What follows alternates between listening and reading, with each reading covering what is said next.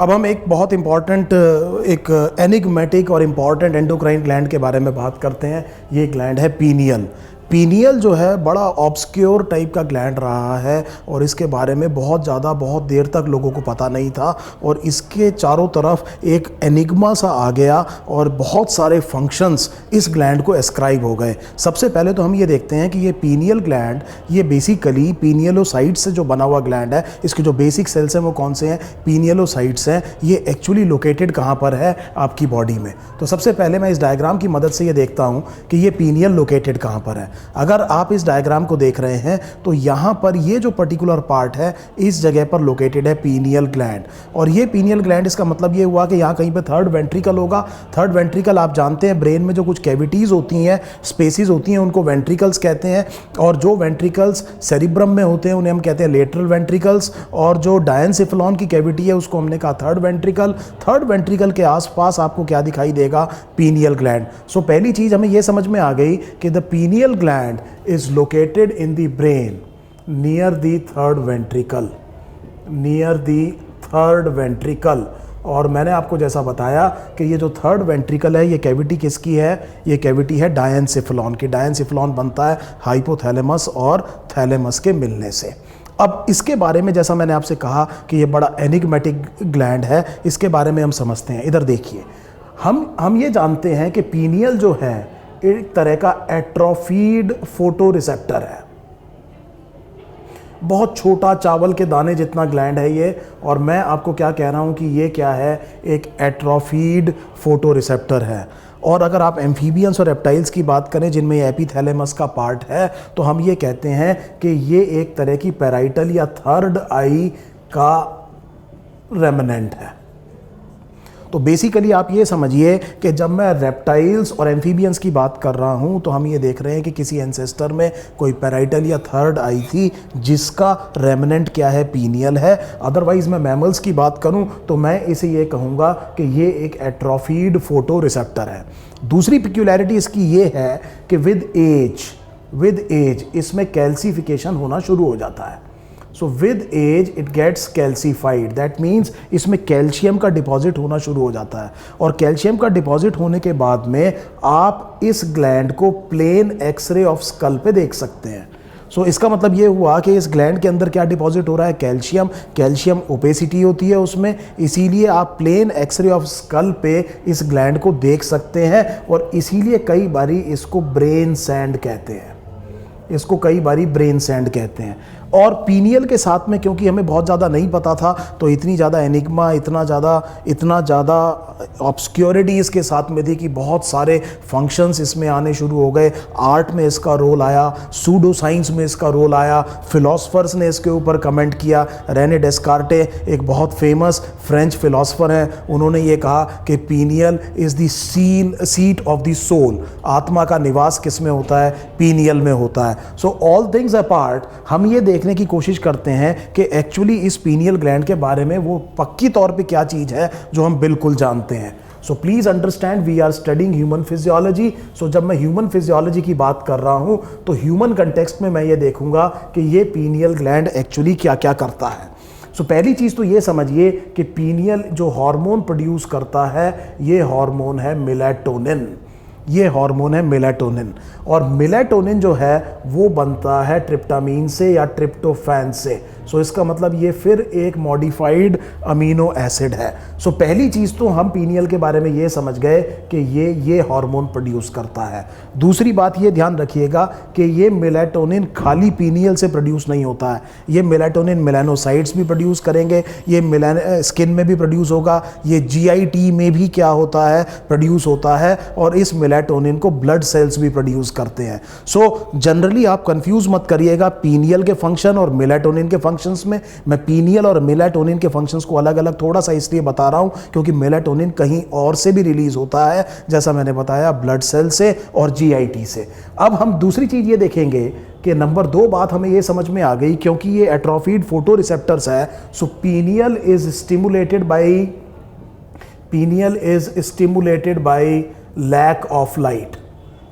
Bye lack of light. जब मैं light की बात कर रहा हूं तो लैक ऑफ लाइट, जैसे आप जानते हैं कि short day plants actually long night plants होते हैं, उनको एक अनइंटरप्टेड डार्क पीरियड चाहिए फ्लावरिंग के लिए। सो बेसिकली फ्लावरिंग अनइंटरप्टेड किससे हो रही है? डार्क पीरियड से हो रही है। कुछ इसी तरह की बात मैं कह रहा हूं कि पीनियल जो है वो स्टिमुलेट लाइट से होता है। इसका मकसद, इसका कहने का मेरा मतलब ये है कि पीनियल तब स्टिमुलेट होता है जब लाइट की ड्यूरेशन क्या है? कम है। इसका मतलब दिन छोटे हैं और रात क्या है? बड़ी है। कुछ इस तरह की बात आप समझ गए।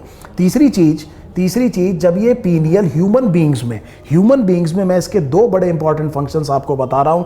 Number 1, it maintains circadian rhythm. इसका मतलब it actually is the recogniser of the darkness. और इसीलिए हम कह रहे हैं कि ये जो डे नाइट साइकिल है, जो आपको नींद आती है, रात और दिन का जो आपका जो बायोलॉजिकल क्लॉक चल रहा है, उसमें पीनियल का बहुत बहुत इंपॉर्टेंट रोल है। इसके अलावा हम ये मानते हैं कि there must be some reproductive role in human beings. What exactly it is we are not absolutely sure, क्योंकि पीनियल और या मेलाटोनिन के बारे में हम ये बहुत अच्छी तरह से जानते हैं कि it actually regulates seasonal fertility.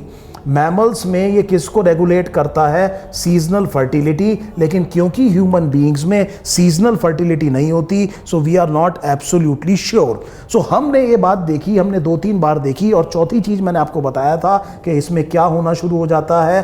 Calcification. और इसीलिए मैंने इसको क्या कहा था? ब्रेन सैंड कहा था। अब मैं थोड़ा सा फोकस शिफ्ट करता हूं और मैं ये देखता हूं कि ये जो हार्मोन जो मैंने आपको बताया मेलाटोनिन, इसके एग्जैक्टली फंक्शंस क्या क्या है।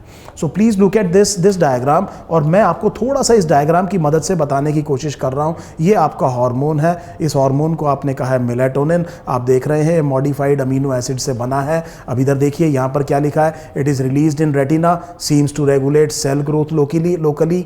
और ये बहुत इंपॉर्टेंट है, डे नाइट रिदम, जिसे आपने सिरकैडियन या बायोलॉजिकल क्लॉक का darkness signal in the brain release from the pineal. ये पीनियल का इसमें सिरकैडियन रिदम में रोल आ गया। Controls timing of many other functions. इसका मतलब आप बायोलॉजिकल क्लॉक की बात कर रहे हैं। इसके अलावा आप ये देख रहे हैं सेक्सुअल मैच्योरेशन के लिए, रिप्रोडक्शन के लिए inhibits the release of prolactin, LH, FSH, hormones and others. अब अच्छे तौर पे हमें ये नहीं पता कि ह्यूमन बीइंग्स में इसका कितना असर है, लेकिन हम ये जरूर जानते हैं कि जिन ऑर्गेनिजम्स में सीजनल फर्टिलिटी होती है, उनमें ये बहुत इंपॉर्टेंट रोल जरूर प्ले करता है रिप्रोडक्टिव फंक्शंस में। अगर आप इधर देखें, इंटेस्टीन वगैरह सब लंग्स में क्या प्रोड्यूस होता है, and it also inhibits the release of insulin from beta cells of pancreas. अगर आप बड़े ध्यान से इस जगह पर देखें, कहीं पर मैंने ये लिखा हुआ है, it is release from the WBCs। और WBCs में it actually regulates the immune system in different ways, and therefore you can see it is also produced in the skin and it is actually UV damage से आपको बचाता है। और generally ये क्या है? एंटी एजिंग रोल इसका कहते हैं। इट इज़ एन एंटीऑक्सीडेंट और ये बॉडी को प्रोटेक्ट करने के काम भी करता है। सो अगर आप बड़े ध्यान से देखें तो ये बेसिकली मैं बात कर रहा हूँ बजाय पीनियल के किसकी? मेलाटोनिन की। And it is a conductor of, बिल्कुल ठीक है, क्या कह रहा है? Large orchestra. और जनरली जब हम पढ़ते हैं तो हम पीनियल और मेलाटोनिन को एक साथ समझ लेते हैं, ऐसा है नहीं। तो पीनियल में जो इसका रोल है वो ये है, ये डार्कनेस की बात कर रहा है। सो इतनी कहानी आपको समझ में आ गई कि आपको ये पता लग गया कि एक्चुअली ये मेलाटोनिन हार्मोन है, इसके बहुत सारे डाइवर्स क्या है? फंक्शंस हैं। जैसा कि हमने देखा मेलाटोनिन, अगर अब हम मेलाटोनिन को सेंटर में रखें और हम ये देखें कि मेलाटोनिन के मेजर फंक्शंस क्या क्या हैं, सो हमने ये कहा कि मेलाटोनिन इज परसीविंग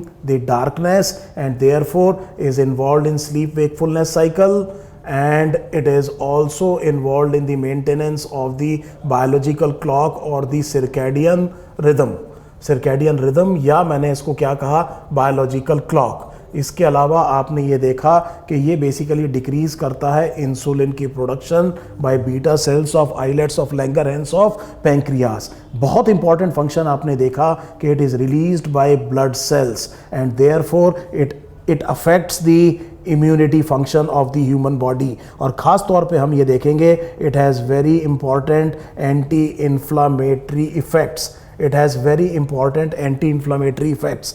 तीसरी चीज़ हम ये देखेंगे कि ये जो मेलाटोनिन है ये रिप्रोडक्टिव फंक्शन